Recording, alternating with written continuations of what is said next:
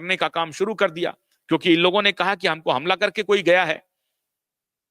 वो हो सकता है किसी और काम के लिए आया होगा, उसका हमारे पास कोई जानकारी नहीं है। वो वहां पर काम करने वाला कोई हो, कोई मजदूर हो या कुछ हो, सोसाइटी का कोई आदमी हो, कुछ हो, वो सोसाइटी का तो नहीं दिख रहा है। लेकिन जो कोई भी व्यक्ति है उसका इससे कोई लेना देना नहीं है। लेकिन पुलिस ये बताने में लगी हुई है अभी तक कि वही जो व्यक्ति सीसीटीवी में दिखा है वही व्यक्ति हमलावर भी है। अब अगर वही व्यक्ति हमलावर है तो फिंगरप्रिंट क्यों नहीं मिल रहे हैं?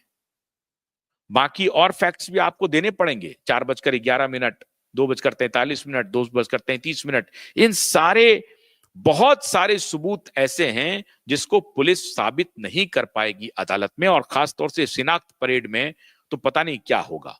जबकि आपने ये फोटो रिलीज कर दिए हैं, इसके फोटो को रिलीज नहीं करना चाहिए था। गिरफ्तार होने वाले व्यक्ति के फोटो को रिलीज नहीं करना चाहिए था पुलिस को। पुलिस कहती कि इसमें एक तकनीकी पक्ष है और जब हम शिनाख्त परेड हो जाएगा तब हम फोटो रिलीज कर देंगे। पुलिस ने फोटो भी रिलीज कर दिया, और फोटो रिलीज करते ही ये सवाल शुरू हो गए कि ये दोनों फोटो एक नहीं है, दोनों फोटो में अंतर है। अब पुलिस यहां फंसती नजर आ रही है। क्या पुलिस को चाहिए था कि जिसे गिरफ्तार किया गया है उसके फोटो को तब तक रिलीज न किया जाता जब तक कि शिनाख्त परेड हो ना जाती? क्योंकि आपने फोटो रिलीज कर दिया तो जब हम फोटो को देख रहे हैं, आप फोटो को देख रहे हैं, तो परिवार वाले भी फोटो को देख रहे होंगे, और इस परिवार वाले के फोटो के देखने के उपरांत जब शिनाख्त करने जाएगा तो फौरन पहचान लेगा कि हाँ हाँ यही है। तो आपके इस वर्जन से, पुलिस के स्टेटमेंट से परिवार वाले खुद को कैसे अलग करेगा? अगर परिवार वाला ही खुद झूठ को फैलाने में लगा हुआ है, झूठ को प्रोटेक्ट करवाना चाहता है और आपके माध्यम से प्रोटेक्ट करवाना चाहता है, तो इसका मतलब है कि आप परिवार वाले की मदद कर रहे हैं। पुलिस एक प्रकार से परिवार वाले की मदद कर रही है और परिवार और पुलिस दोनों मिलकर के इस झूठ को छिपाने का काम कर रही है। वरना पुलिस साफ साफ कहती कि हम अभी ये फोटो रिलीज नहीं करेंगे, क्योंकि शिनाख्त अभी नहीं हुई है। शिनाख्त के पहले आपने फोटो रिलीज कर दी, परिवार वाले ने देख लिया। अब परिवार वाले ने जब देख लिया और जब शिनाख्त होगा तो परिवार वाले पहचान जाएंगे कि ये हैं, यही व्यक्ति है। ऐसा भी हो सकता है कि परिवार वालों को बुला करके आपने कंफर्म भी कर दिया हो कि साहब यही व्यक्ति है, इसी को हमने गिरफ्तार किया है। ये सारी बातें भी आप कर सकते हैं।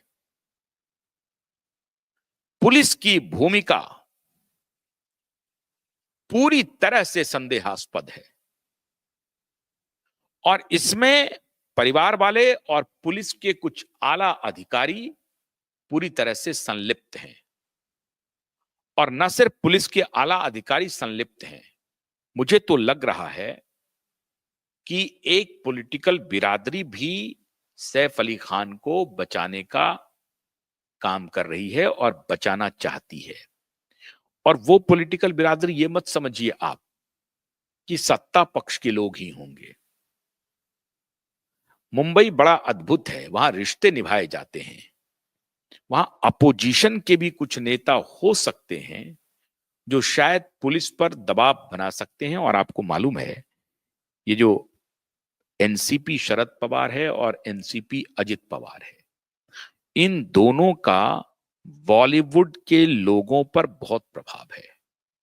और ये दोनों के, जब एनसीपी शरद पवार की पार्टी या खुद शरद पवार जब मुख्यमंत्री थे महाराष्ट्र के, तो उस दौरान जो ड्रग का, ब्लैक मनी का, सेक्स का, इस सब का जो कारोबार चला वो अप्रतिम था, अतुलनीय था, अनप्रेसिडेंटेड था। तो आपको क्या लगता है कि वो लोग सभी अभी खत्म हो गए, रास्ते से बाहर हो गए हैं? बिल्कुल नहीं रास्ते से बाहर हुए हैं। ये सब लोग चाहते होंगे कि ये शाहरुख खान, सैफ अली खान बच जाए, करीना खान बच जाए, क्योंकि स्टार के साथ इनके रिश्ते बहुत गंभीर रहे हैं। ये भी चाहते होंगे। क्या आपको लगता है कि उद्धव ठाकरे चाहते होंगे कि सैफ अली खान और करीना खान जेल चले जाए? किसी भी सूरत में नहीं। उद्धव ठाकरे भी ये नहीं चाहेंगे कि सैफ अली खान और करीना खान जेल चले जाए। उद्धव ठाकरे भी इसको बचाना चाहेंगे। माननीय देवेंद्र फडणवीस पर भी बात आती है साहब।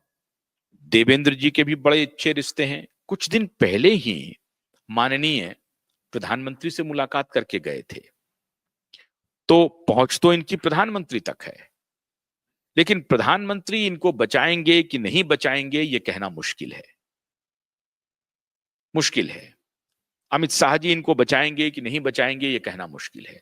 लेकिन इसमें कोई दो राय नहीं है कि महाराष्ट्र के नेतागण जरूर अपनी पूरी कोशिश कर रहे होंगे सैफ और करीना को बचाने के लिए। और अगर करीना ने ही सैफ पर हमला किया है, तब तो पक्का मान के चलिए कि पूरी राजनीतिक बिरादरी इसमें खड़ी हो जाएगी कि करीना और सैफ दोनों को बचाना है। ये पारिवारिक मामला है, पति पत्नी के बीच का मामला हो गया है साहब, उसमें मामला थोड़ा गंभीर हो गया, तो इस गंभीर मामले को थोड़ा हल्का कर देते हैं और पुलिस वालों को कुछ मैनेज करने की कोशिश करते हैं।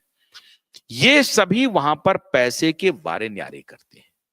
एक थ्योरी और आ रही है कि चूंकि 15,000 करोड़ का लपेटा अभी लगने वाला है और उनके लिए इनको अभी रिट फाइल करना है, प्रोटेस्ट करना है। चूंकि हाईकोर्ट ने ऑलरेडी कह दिया है कि आपकी जो 15,000 करोड़ की संपत्ति है भोपाल में, वो एनिमी डिस्प्यूटेड प्रॉपर्टी में चला गया है। अब जो एनिमी डिस्प्यूटेड प्रॉपर्टी है उसमें आपको ये प्रॉपर्टी नहीं मिलने वाली है, और अगर आप प्रोटेस्ट में हार गए, जो आपको कहा गया है कि 30 दिन के अंदर सारे सबूत पेश करें, अगर उसको नहीं कर पाए तो ऐसी परिस्थिति में ये प्रॉपर्टी सरकार अक्वायर कर लेगी, और सरकार अगर प्रॉपर्टी अक्वायर करेगी तो जाहिर है आपकी 15,000 करोड़ की मिल्कियत खत्म हो गई। तो इसको ध्यान में रखते हुए लोग कह रहे हैं कि सिंपैथी गेन करने के लिए ऐसा किया होगा, लेकिन इस थ्योरी में कोई दम नहीं है, ये बकवास है। जो सही बात है वो यही है कि करीना और सैफ के बीच में ही झगड़ा हुआ है, ऐसा प्रतीत हो रहा है।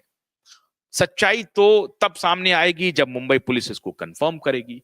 अभी तो वो सिगुफा छोड़ रहे हैं, अब देखते हैं ट्रायल एंड एरर मेथड से कि ये बात कितनी चलती है, या खुद को बचाने के लिए अगर हमें ये भी सहारा लेना पड़े तो हम ले लेंगे साहब। लेकिन पुलिस खुद को बचाए ना बचाए, आम पब्लिक इस बात को समझ गई है कि सैफ अली खान के ऊपर हमला किसने किया। मित्रों, अब सवाल यह है कि जिस सैफ का नाम तलवार होता है, उस तलवार पर करीना का करीने से हमला हो गया। तलवार जो चली वो न सिर्फ जुबानों से चली, हाथों से भी चल गई। पति पत्नी के बीच में जुबानी जंग तो होती ही रहती है, ऐसा कोई घर नहीं है जहां जुबानी जंग होती नहीं है। तो जुबानी जंग तो चलती रहती है, लेकिन यहां करीने से करीना की चाकू तलवार पर चल गई। ये बड़ी अद्भुत मिसाल है। करीना का चाकू करीने से तलवार पर चल गई। सैफ का मतलब तलवार, और तलवार पर चाकू चली इसलिए चाकू टूट गई। ये लीजिए साहब, टूटी ना चाकू, एक जो फंसी रह गई तलवार की बॉडी में। तो जब तलवार से चाकू टकराएगा तो चाकू टूटेगा ही टूटेगा साहब। ये भी देखिए नैसर्गिक बातें हो रही हैं साहब, कि तलवार पर जब चाकू से वार होगा तो चाकू टूट जाएगा, और वही हुआ, चाकू टूट गया। तो करीना का करीने से चला हुआ चाकू तलवार पर वो टूट गया, और अब ये बात सबके सामने आ रही है। लेकिन उस नशे का, उस रात का जो पूरा सीन है, वो जब तहकीकात के बाद लोगों के सामने आएगी मित्रों, तो आप सभी लोग हैरान हो जाएंगे, हैरान हो जाएंगे। इसमें कोई शक नहीं है कि पुलिस की भूमिका पूरी तरह से संदेहास्पद है, और पुलिस खुद को बचाने के लिए अब जो सच बात है उसको सामने लाएगी। फिंगरप्रिंट का मिलान नहीं हुआ, कोई भी फैक्ट्स कोरोबोरेट नहीं हो रहे हैं, दोनों फोटो अलग हैं।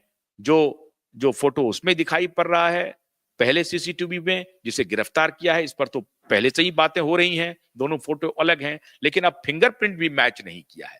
ये तो साबित ही कर दिया कि जिसको पुलिस ने गिरफ्तार किया है वो व्यक्ति नहीं है जिसने हमला किया है। पुलिस को तो उन्हें गिरफ्तार करना है जिसने हमला किया है, और हमलावर कहीं बाहर से नहीं आया है, हमलावर अंदर ही है। सारे साक्ष्य, सारे जो तत्कालीन घटनाक्रम का ब्यौरा यही साबित कर रहा है कि हमलावर घर से है और हमलावर कोई और नहीं, संभवतः करीना कपूर खान ही है। और इसीलिए करीना न तब अस्पताल गई और न जब वो रिलीज हो रहे थे अस्पताल से तब गई उनको लाने के लिए। आने वाले दिनों में अगर ये बात साबित हो गई साहब, तो बहुत सारे लोग जेल जाएंगे और मुंबई पुलिस अपनी साख बचाने के लिए ये काम करेगी। आप निश्चिंत रहिए, ये काम करेगी। पटाक्षेप होगा और मुंबई पुलिस कह देगी कि साहब हमारे ऊपर दबाव था इसलिए हमने उनको गिरफ्तार किया, लेकिन जब जांच हमने आगे बढ़ाई तब पता चला कि साहब ये तो घर वाले ही हैं इसमें शामिल, इसमें हम क्या कर सकते हैं। और ये बात भी सामने आएगी, ये बात छिपेगी नहीं किसी के छिपाने से। इंतजार कीजिए। बहुत बहुत शुक्रिया, नमस्कार।